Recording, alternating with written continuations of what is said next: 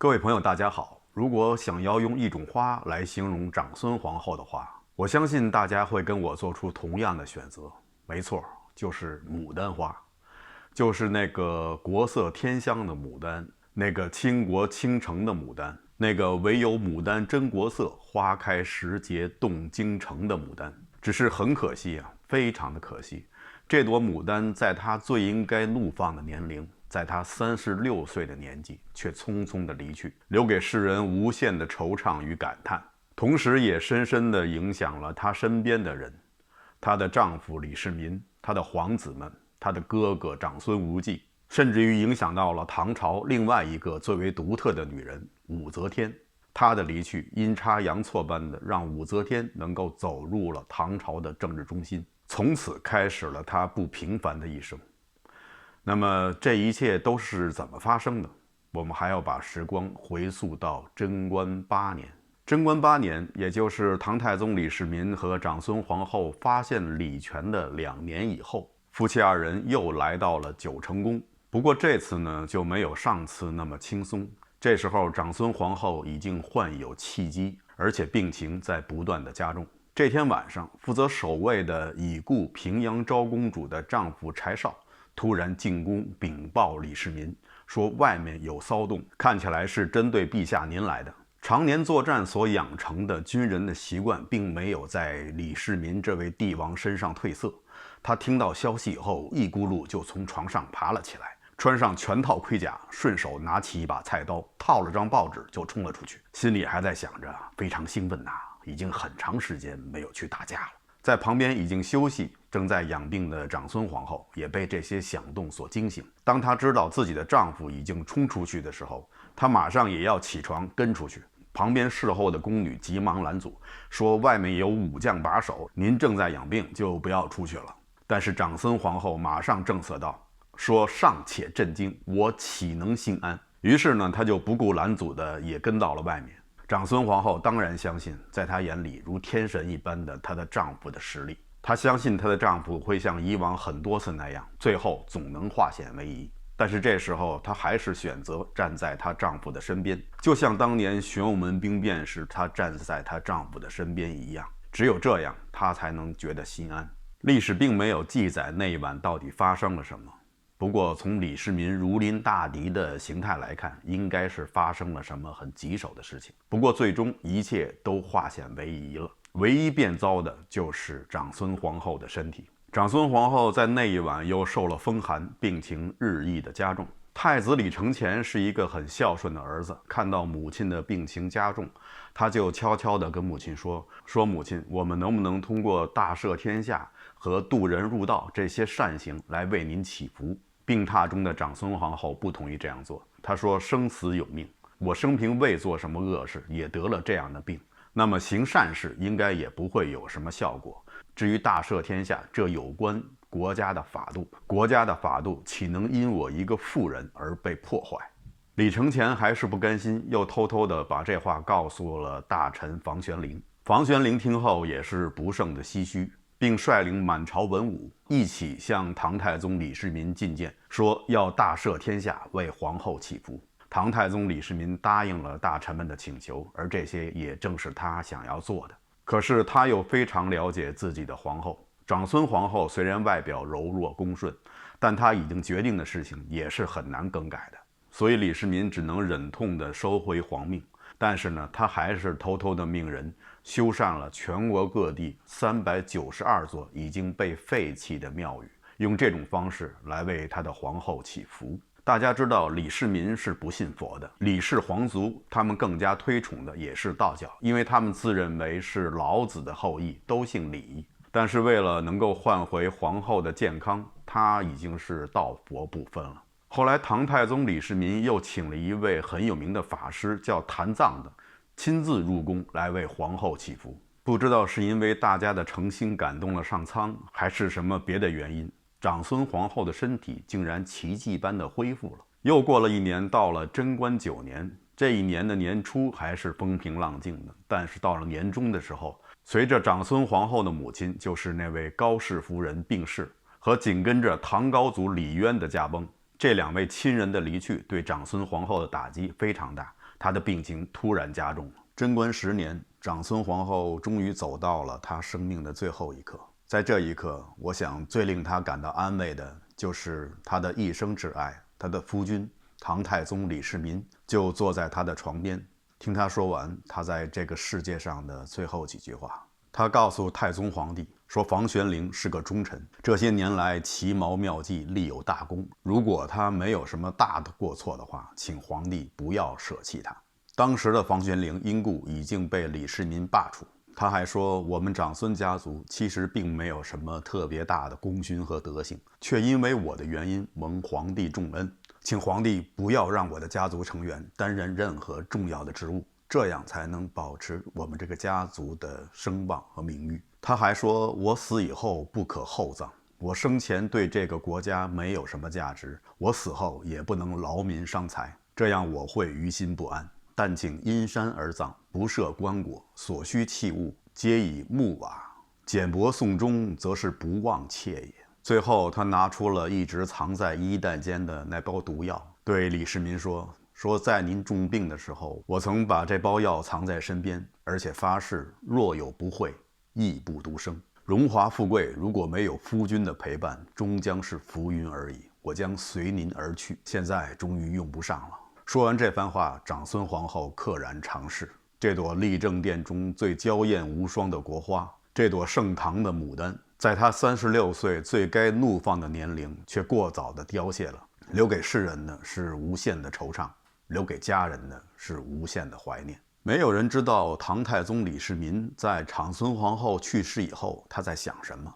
史料中也没有记载这位君王的心路历程。但是从长孙皇后去世以后，唐太宗李世民的所作所为来看，总让人感觉他对长孙皇后的思念并没有随着时间的流逝而变淡，反而是越变越浓。就像南唐后主李煜的那句词，离恨恰如春草，更行更远还生。而且感觉李世民的思念中还夹杂着很多的悔恨、懊恼、自责。也许是因为失去了才知道珍贵，也许是长孙皇后的那包毒药使李世民突然惊醒，知道自己曾经有这样一位愿与他生死与共的爱妻，也许又是埋怨自己的疏忽，忽略了妻子对自己的感情。总之这些复杂的情感就使得李世民对长孙皇后的思念是越来越重，越来越难以化开。所以他建造层观，远远地眺望长孙皇后安葬地方，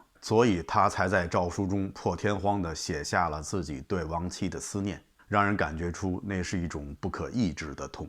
所以他爱屋及乌，把他对长孙皇后的爱都倾注在了他和长孙皇后生的几个孩子身上。甚至在长孙皇后去世10多年以后，当他知道长孙皇后的舅舅高士廉病重的时候，他坚持要过府探望。当时有位大臣拦阻他，他却说，我这样做是因为不想忘了当年是高士廉允许长孙皇后嫁给我，这是有恩于我。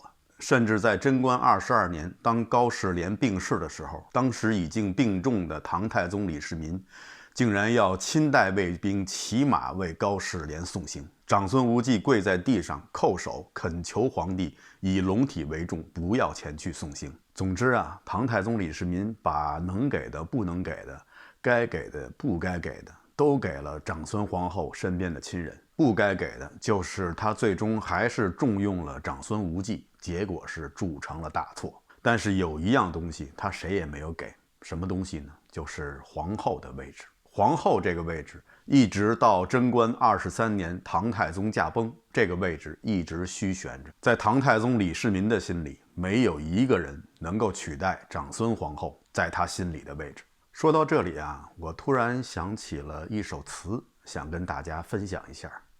这首词的作者呢，大家一定非常熟悉，他就是纳兰性德，又叫纳兰容若。他写的那2句诗，人生若只如初见，何事秋风悲画扇，大家一定非常熟悉。纳兰性德的妻子姓吴，夫妻2人呢感情非常好，但是很可惜，他们结婚3年以后，妻子吴氏难产而死。从此以后，纳兰性德的生活就进入到了对妻子的无尽的思念之中。他写了很多悼亡词、悼亡诗，这首《蝶恋花》就是这些悼亡词中的一首。这首词呢，还有一个创作背景，是说纳兰性德忽一日梦里梦见了他的夫人吴氏，吴氏当时是淡妆素衣，握住他的手说了很多很多的话，但是纳兰醒来以后都已经不记得他说过什么了，只记得他的夫人临别时对他吟了2句诗：嫌恨愿成天上月，年年忧得向郎圆。当时纳兰还很奇怪，他的夫人并不善宫诗，怎么会突然吟起诗呢？醒来以后，纳兰性德就写就了这一篇《蝶恋花》：辛苦最怜天上月，一夕如还，夕夕都成绝。若似月轮终皎洁，不思冰雪未清热。无那尘缘容易绝，燕子依然软榻连钩月。唱罢秋坟愁未歇，春从任取双栖蝶。大概意思呢，就是感叹月亮只有一夕成圆，然后是夕夕都成绝，都是缺月。下一句若似月轮终皎洁，不辞冰雪未清热，指的就是呢，如果月亮能够终日的皎洁高悬，我宁愿舍弃自己冰雪似的身体，为你发热。在这里呢，月亮代表着爱情，意思就是说，如果能够拥有一个完美的爱情，我愿意舍弃一切。在这里呢，纳兰性德实际上是用了一个典故。什么典故呢？这个典故呢，来自于三国时期的一位名士，他叫荀粲。荀粲的父亲非常有名，就是曹操手下的第一谋士荀彧。荀粲后来娶了曹洪的女儿为妻，夫妻2人情深意切。但很不幸的是，结婚没多久，他的夫人就得了当时的不治之症——寒热病，就是满脸通红，浑身发热。荀粲呢，见自己的夫人热得难受，于是他就裸着上身跑到外面卧于冰雪之上，等自己的身体慢慢的冷却以后，再回来抱住妻子，为他的妻子降温，希望能给妻子带来一丝清凉。可惜啊，这样炙热的情感也并没有感动上苍，他的妻子曹氏最终还是离开了人世。1年以后，荀粲因忧伤过度，也随他妻子而去。他的妻子临死前把头上的发钗摘下来，断成2半，自己留一半，另外一半交给了荀粲。这就是分钗这个典故的由来。分钗也就是夫妻分离的意思。不好意思啊，情不自禁又跑题了。人们常说呀，历史不能假设。今天呢，我们就大胆地假设一下，如果长孙皇后晚走几年会怎么样？第一，我想长孙无忌不可能掌握大权，有长孙皇后在那儿压制着，长孙无忌可能仍旧是在那里编律法。第二，轰动一时的李承乾谋反案可能就不会发生。太子李承乾的性情大变，最后走上了谋反的道路，就是源自于长孙皇后去世以后。如果有长孙皇后这么一个对于他来说是一个排解自己心中苦闷的这么一个可以倾诉的对象的存在的话，李承乾可能不至于走上谋反的路。一般来说呀，如果生母还在世的话，兄弟之间的矛盾虽然不至于说化干戈为玉帛，但是呢，也不至于到那种兵戎相见的地步。况且李承乾也好，李泰也好，这2个皇子对他们的生母长孙皇后都是非常的尊敬，非常的孝顺的。所以长孙皇后如果健在的话，这2个人可能不至于走上相互仇杀的地步。想当年，如果李渊的妻子窦皇后还健在的话，李建成、李世民、李元吉兄弟可能也不见得会走到你死我活的境地。还有啊，如果长孙皇后晚走几年，还有一个人可能就根本不会在唐朝历史中出现，也不会在后来给李氏皇族带来那么多的血雨腥风。这个人是谁呢？大家都很清楚，就是武则天。可能有的朋友会觉得很奇怪，武则天是在贞观12年入的宫，而长孙皇后在贞观10年就已经去世了。那么长孙皇后又如何能够决定武则天的命运呢？其实啊，是这样的，在贞观8年、贞观9年的时候呢，因为后宫中的妃嫔的位置出现了一个空缺，长孙皇后那时候身体又有所好转，所以呢，她就想为唐太宗李世民选一位妃嫔。也许那时候长孙皇后已经预感到自己时日无多，所以她想找一个合适的女子取代她，继续照顾唐太宗李世民。经过反复的甄选啊，她选中了大臣郑仁基的女儿郑氏。长孙皇后当然知道李世民喜欢什么样的女人，所以她选的这位郑氏女子也是一位蕙质兰心、温柔贤淑，又精于诗画，这么一个富有知性美的一个美貌女子。其实啊，长孙皇后基本上就是照着自己的样子去找的，因为她知道她的夫君李世民爱的就是她这种类型的女人。选好以后，快要下聘礼的时候，结果出了岔子。什么岔子呢？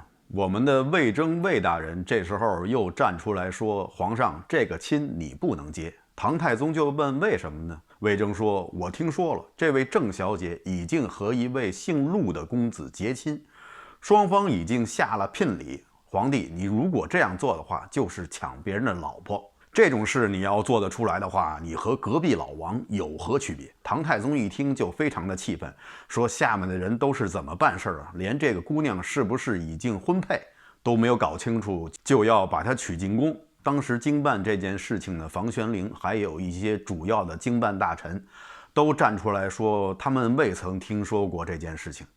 他们之前做过调查，这位郑小姐并没有婚约。后来郑仁基和那位陆公子的父亲也出来说他们双方并没有下过什么聘礼，虽然说双方之间有礼品往来，不过那都是朋友之间的相互赠送，不是什么聘礼。最后那位陆公子也亲自上表说他和那位郑小姐没有什么婚约，所以李世民就问魏征说这是怎么回事啊？说如果诸位臣子说他们没有婚约，可能是因为他们怕承担责任，那么现在这位陆公子都承认说没有婚约，这又如何解释呢？魏征呢支吾半天，说那位陆公子这么说，实际上他是怕您。怕您什么呢？您还记得您的父亲李渊做过什么呢？说您的父亲李渊当年攻占长安以后，看到了当时太子舍人辛处简的夫人貌美，于是就占为己有，而且啊，对辛处简这个人呢，还实行打击报复，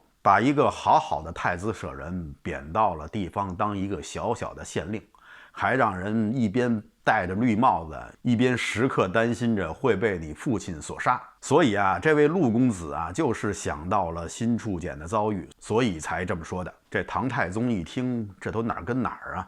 我老爸这点糗事儿全让你抖搂出来了。行了，这事儿啊，我还是多一事不如少一事，这个女人我就不要了。于是呢，唐太宗又派人向郑家道歉，说自己是没有调查清楚，这个亲呢，最后也就没有结成。那么朋友可能会问了，这和武则天有什么关系啊？您别急，听我慢慢说。这是贞观8年到贞观9年之间发生的事情。后来贞观9年、贞观10年，长孙皇后呢身体越来越差，到贞观10年去世。这段时间呢，虽然后宫中还有这个空缺，但是呢，没有人再去张罗这件事情。一直到了贞观12年，这个空缺终于让一位姓武的女孩填补上了。那一年她只有14岁，她就是后来的武则天。所以说，如果长孙皇后身体好的话，或者晚走几年的话，那位郑姓女子有可能会顺利的入宫。即使不是这位郑姓女子，长孙皇后也会为唐太宗李世民选一个合适的妃嫔，绝对不会选一个武则天这个类型的。武则天又是哪个类型的呢？武则天刚入宫的时候啊，因为貌美啊，还是甚得李世民的喜爱的。李世民呢，还给她赐名叫媚娘。至于唐太宗李世民有没有临幸过武媚娘，这个呢很难说。这种事情从来都是女方说有就有，说没有就没有，女方不告就没有。但是既然唐太宗李世民夸奖其貌美，那么也许可能不一定差不多就临幸了她吧。这个我也说不好。但是后来有一件事促使李世民远远地避开了武媚娘。什么事呢？李世民呢好马，有一种马呀叫狮子骢，这是一种西域的名马，就说它那个鬃毛很长，就像那个狮子一样。这种马是千里马，但是脾气也特别大，很难驯服。当时很多人都驯不了这个狮子骢，武媚娘这时候就自告奋勇，说让李世民赐她3样东西，他保证能把这个狮子骢驯服。哪3样东西呢？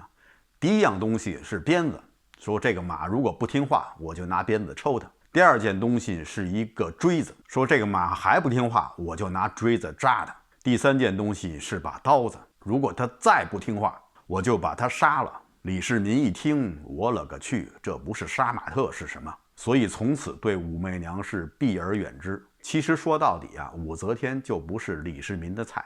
李世民喜欢的都是像长孙皇后那样的女人，比如贞观后期，李世民呢也曾经喜欢过一个妃嫔，她叫徐惠。徐惠呢就是那种才女型，而且又是温良贤德，不像武则天那样拿着刀子满世界割马脖子的那种狠辣的女人。徐惠呢先是被封为才人，后来被晋升为婕妤，到后来又被封为充容，而武则天呢一直也只是个才人。说到这儿呢，我可能又要跑一下题。大家看了很多宫斗剧时候，可能会对这些后宫的这些职位的名称感到很困惑，也不知道哪个官大哪个官小。其实呢，这也难怪，因为中国古代啊，各个朝代后宫的设置呢是不大一样的。比如说婕妤这个位置，在西汉的时候呢，它就是仅次于皇后的这么一个位置。而到了隋唐时期以及以后的一些朝代呢，它的地位就低了很多。在唐朝时期，后宫的妃嫔呢是这样设定的：首先是皇后一人，下面呢有贵淑德贤4个妃子。虽然说她们都是正一品，但是呢，她们之间也有高低之分。最高的是贵妃，最低的是贤妃。这个地位的区分呢，就决定了2个妃子见面时谁先跟谁 say hello 了。当然了，其他的待遇方面也有很多不同。4个妃子以下呢，就是9嫔，分别是昭仪、昭容、昭元、修仪、修容、修元、充仪、充容、充元，这是9嫔，她们都是正2品。9嫔以下是9位婕妤，她们是正3品。婕妤再往下是9名美人，是正4品。美人再往下才是9名才人，正5品。才人以下又是27名宝林、27名玉女、27名才女，总共的妃嫔总数加上皇后123名。又有朋友可能会问，怎么没有皇贵妃呀？看了很多宫斗剧里经常出现一位皇贵妃，据说是在皇后一人之下，众妃之上。皇贵妃呢是在明清2个朝代才有的封号，像我们知道的万贵妃，她就是皇贵妃。如果说哪位想穿越去做一名皇贵妃，却到了唐宋时期，那你肯定是在做穿越时间机器的时候打盹做过账。您应该是在明清那站下车，到了唐宋没有这个皇贵妃这个职称。您要是惹得唐宋的皇帝一时大怒，办你个欺君之罪，把你罚入掖庭，那还算是好的。如果给你订一张车票，直接把你送到了五胡乱华时期，那才是最惨不过的事情的。贞观23年，唐太宗李世民病逝，与长孙皇后合葬于昭陵，实现了他们夫妻2人生同寝死同穴的愿望。从那以后，不管天上的月亮是环还是绝，他们2人都能生生世世的在一起，永不分离。好的，以上就是本期节目的全部内容，谢谢大家收看，咱们下期节目再见。